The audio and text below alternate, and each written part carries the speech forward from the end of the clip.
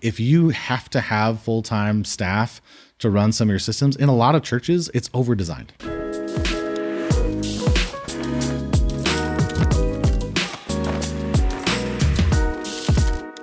Hey everyone, welcome to the Gear Follows Vision podcast. My name is Deron, and we're here to talk about how your church's audio, video, and lighting systems should serve your church's ministry, not the other way around. Today we're going to talk about if your system needs a high-level experienced engineer to operate it, you might have over-designed it. And today I've got Travis Leatherman with us to unpack this with me. So Travis, thanks for being here.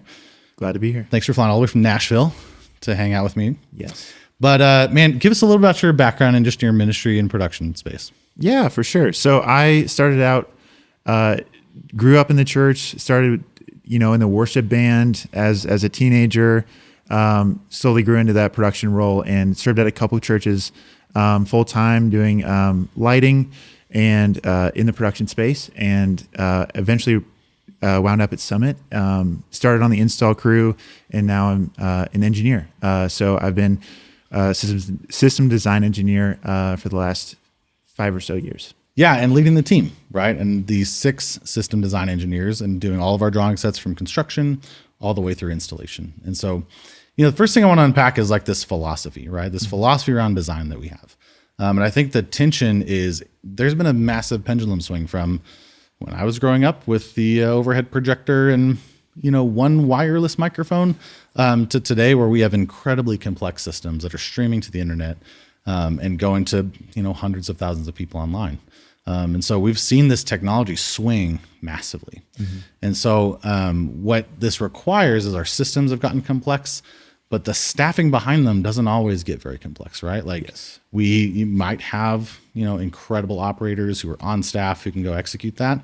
That's not most churches in America. Yep. Right. And so that's not really who we serve. So I'd really love to hear from you, like, man, what are you seeing in this tension of like, we have these incredibly complex systems. How do we start to design them for volunteers? Yeah. I mean, I think you hit it in just that last line of how do we design it for volunteers? I think it's easy to think as a technician, as somebody that is in the AVL world that does it day to day, full time. Mm-hmm. I want the best or the most capable piece of gear, but sometimes we have to think through it in the lens of who's using it and how would a volunteer interact with this. Yeah. So that's really where we start and where we try to have a through line in every decision that we make through the design process. Yeah, because the reality is that volunteer might be a dental hygienist. They could be a UPS truck driver. Yep.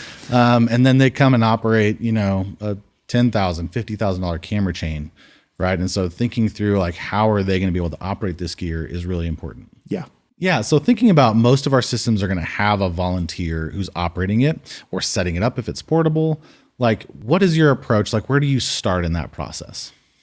I think with everything we do, it's starting with knowing the church and who they are. I think who is occupying those volunteer roles is really important. I mean, if you have a large scale church that maybe has volunteers that are able to just come in and they know focus and zoom controls on a camera and know how to just operate a camera, that's very different than a church that is doing a full, expecting a volunteer to do mixing audio, setting up a stage during the week and patching it all, and train and, working with the band to mix their ears and all those things. So really starting with who are the volunteers that are a part of that church and how can we begin to design the system around that?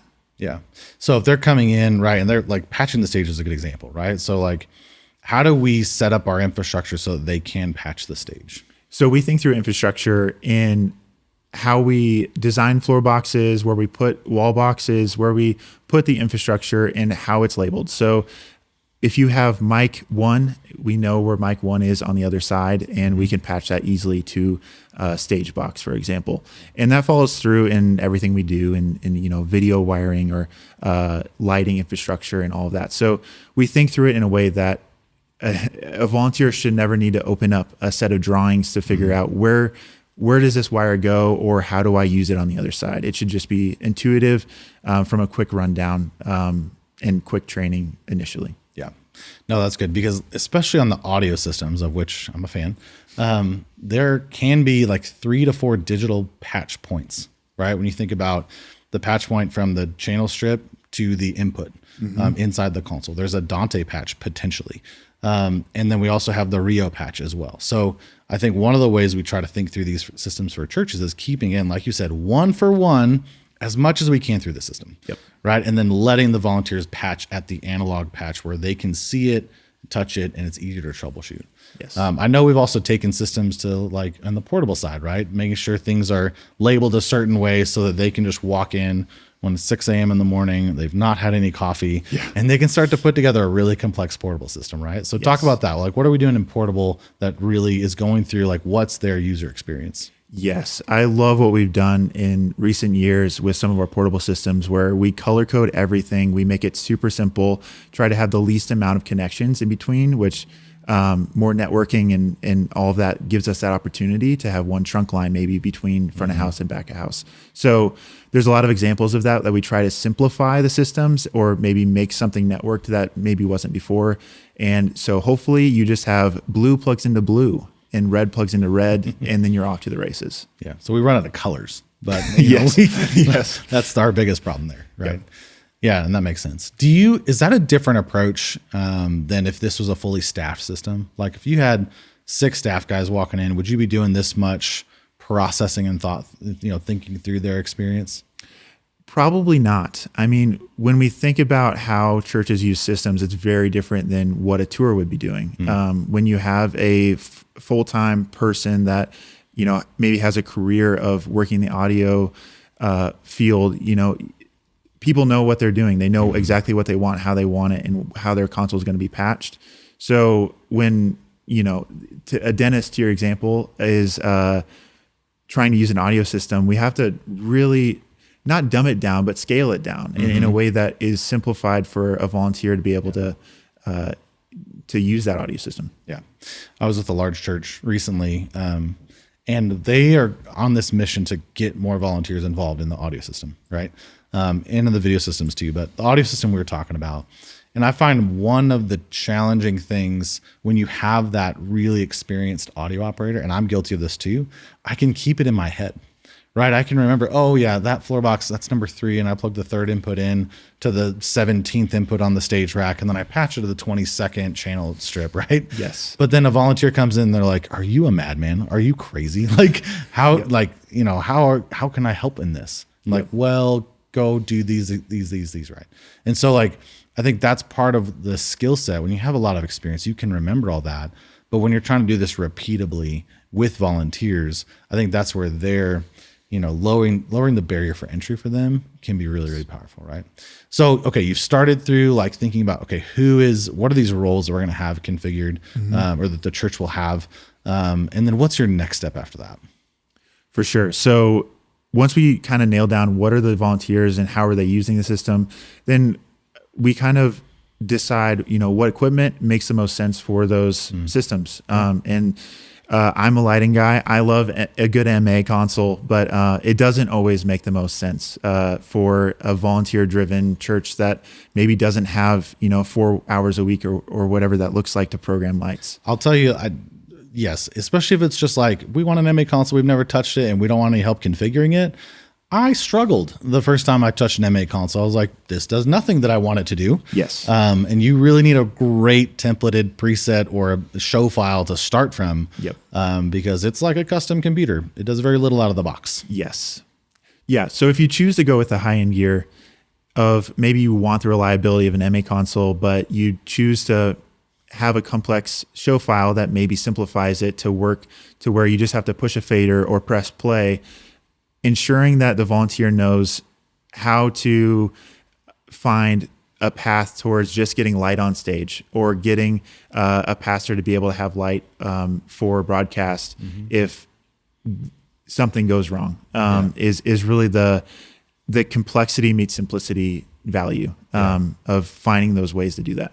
Well, because I think you can also dumb down the volunteers' influence or involvement so far that if something goes wrong, they literally can't troubleshoot it. Yes. Right? So another principle of like, just because you can doesn't mean you should. Yes. Right? So yes. like, again, like the SMPTE triggered, lighting cues and presenter cues, and I think it can trigger the garage door and probably the temperature change when pastor comes on stage. Yes. There is a level of should you do that as much as there is can you do that, because I think then again, if something goes wrong, it's all built up on this house of cards that a volunteer might not be able to troubleshoot. Exactly. And I'm guilty of that in my experience in lighting of, I was doing shows off to the side and then was working on a church, on the weekend. And I knew how to do it complex and how to make a great show, but sometimes you have to sacrifice a little bit of that complexity and make it a little simpler so that a volunteer can come in and press play or run the faders so that you can do it. If you're relying on a volunteer to busk a show, then you're expecting them to hit the beat every time. Maybe rethink what you're doing just a little bit. I don't know. I can't wait to see the Travis Leatherman show busking training platform. Yes, That yes. could be pretty sick. Yes. That's your next training. Have Travis on. But I mean, that makes sense, right? Like in some ways we are asking audio guys to mix at that level. You could train people to busk your show in for church. And at the same point, it tends to be more planned out and programmed than that. So thinking through again, like from a design standpoint, yes, you have the gear, and yes, almost any gear can be volunteer friendly. There's one or two exceptions probably. But thinking through how am I setting this up for them? So talk about like your MA show file, right? Like, when I saw it there, like when I first got on it, there's nothing there for me. So what were the things you were doing with that show file to set it up for them? Yes. So my first steps in any lighting console file is make sure I have a fader for front wash. So if everything goes wrong, if you lost what cue list is active and all of your movers are spinning around, flashing, that at least I can get front light on the stage. Listen, communion is going to be banging with that. Let me tell you. Yes. So house lights, front light, and beyond that, cue based, how you think about it, how you program is really up to you and how your church's vision and influence. But making sure that there's those guardrails that I can get light on stage, and also something like a cue server that if the console crashes, that at least there's a way to get light on stage is a good thing to think through. Yeah. In fact, like back in old Deron days, corporate days, when we had a couple of movers and some front wash for our corporate events, like we would have two different consoles. We would have a static wash console, which was a little, just throw and go, a little NSI. Ooh, love that. And then, we had Light Jockey on a computer running the movers, so that we would never have that thing where like the movers are spinning around and it's crazy and you've got a CEO on stage. But we could have light on them, but we could kill this whole file. And so like having some level of that is like what you're advising, I think. I think the other thing that I've come behind your show files to find is the whole palette section, which I have trauma around that that page. But talk about like what palettes are you setting up for that volunteer? For sure. So I, through this lens, think simple is better. And I think through palettes and presets in a way that is really geared towards how am I going to program? And then I try to make the volunteer friendly side of it cue based. So a volunteer just coming in and pressing play. Yep. And I think there is room too. I don't want to say that volunteers are only capable of a certain amount. I think there is room for a volunteer to learn how to program, but I want to know that I can have a volunteer start by pressing play and get comfortable with just being behind a console, and then scale them up from there and maybe show them how to do some midweek programming as we get more comfortable. So having that option to just press play, and then beyond that, setting up the volunteer for success as they grow. Yeah, which makes sense. And then as they're growing, right, like you're using the palettes to put things in front of them that are more visual, right? So like they can grab the upstage floor movers and move the position if, let's say, the worship leader wants to move a position of a band member, right? And so having enough in front of them, they can be, shall we say, dangerous. Yes, exactly. Yeah, so that makes sense.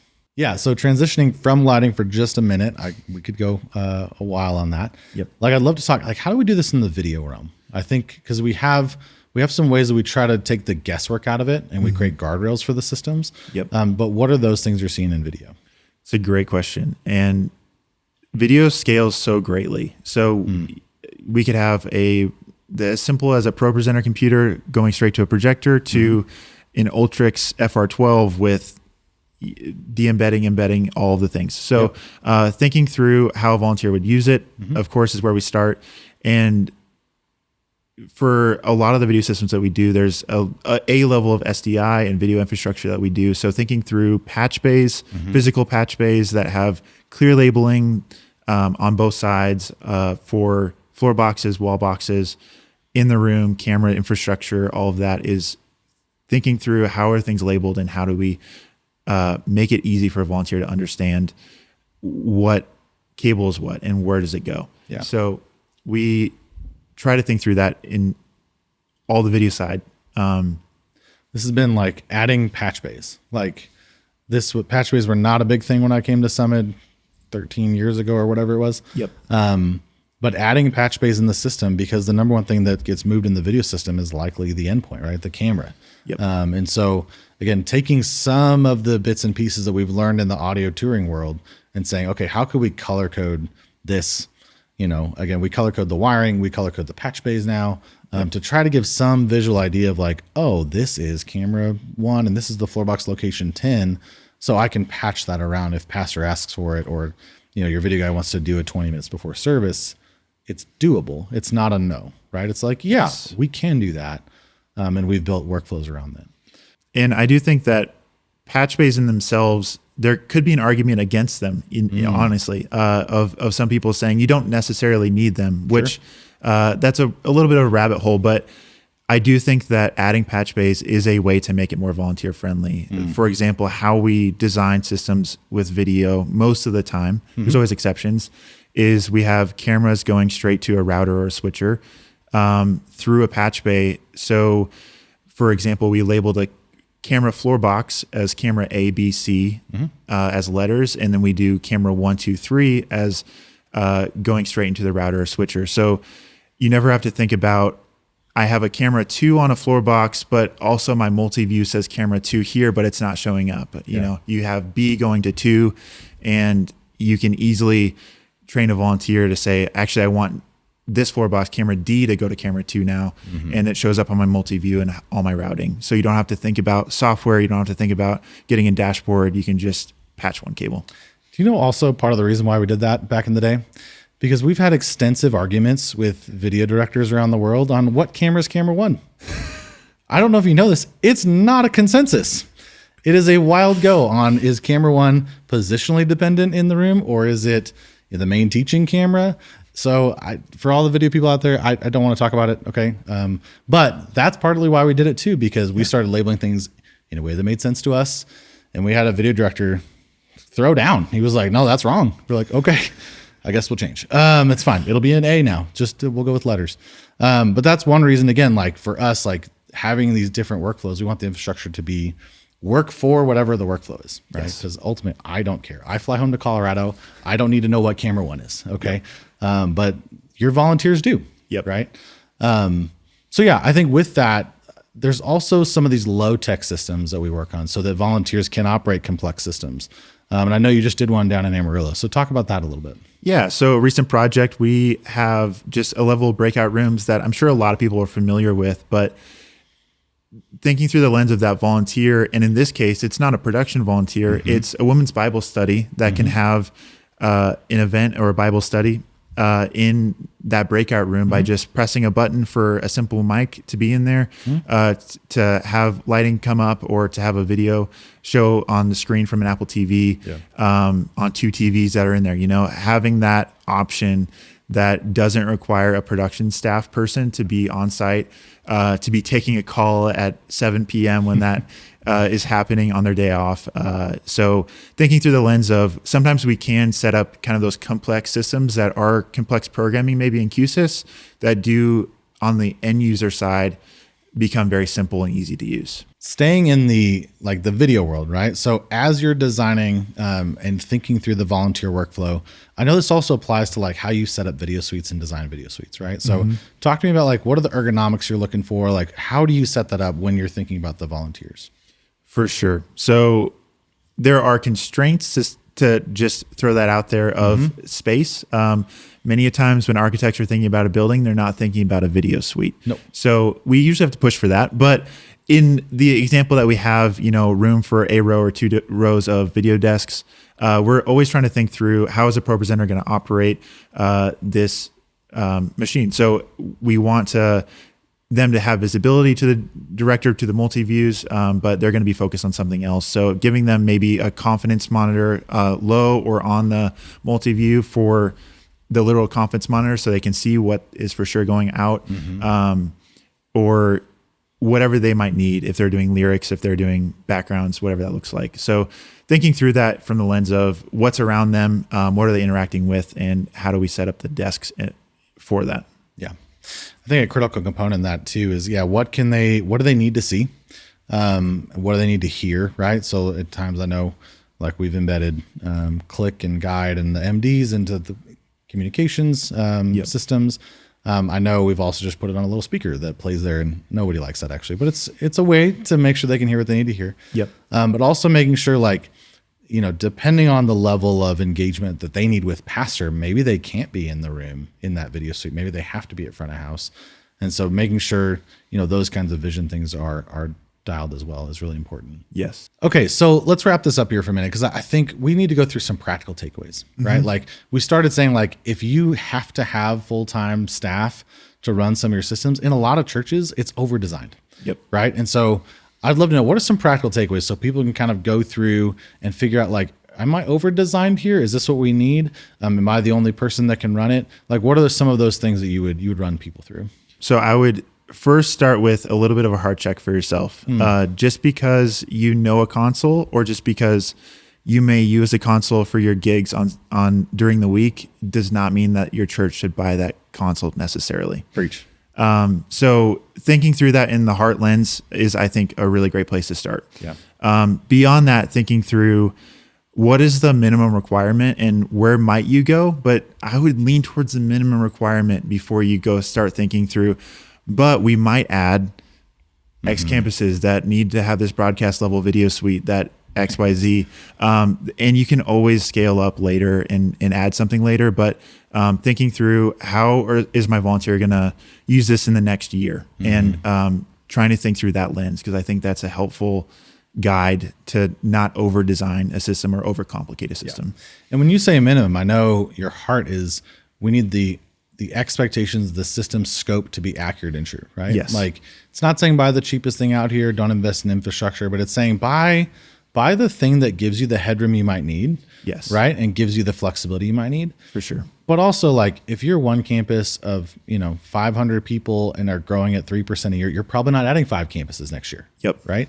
And so you don't have to invest in those things. But I think the systems should scale with the ministry. Right. Yes. And I would say minimum reliable system. Yeah. Because I think there is value to spending a little bit more on something that's going to last a little bit longer, or is going to not give you anxiety of, will this work for a service? So yeah, like in your MA console example. Yes. Right. It's like, do you need the full size, or can you be good with the command wing? Exactly. If you have 8 colored wash lights on stage and that's it, you probably don't need a command wing. Exactly. Or you don't need the full size, right? Yep. So I think thinking through that is a good thing. I think the other piece that I think we want to encourage people is to audit your workflows, right? Yes.